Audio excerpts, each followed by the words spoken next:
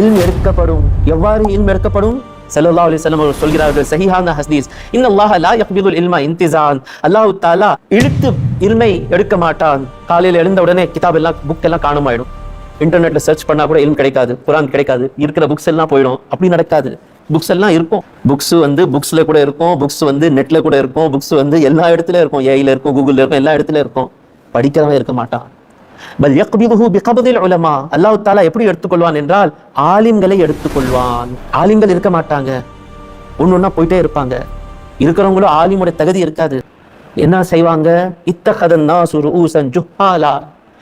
கல்வி இல்லாதவர்களுக்கு தன்னுடைய மார்க்க அறிஞர்களாக உட்கார வச்சிருவாங்க. ஃபயுஸ்அலூன், அவர்களிடத்துல கேள்வி கேட்கப்படும். ஃபயுஃப்தூன பிகைரி இல்மின், அறிவு இல்லாமல், கல்வி இல்லாமல் பதில் சொல்லுவாங்க. ஃபயதில்லூன் வயுதில்லூன், வழி தவறி போவாங்க, மற்றவர்களுக்கும் வழி தவற செய்வார்கள்.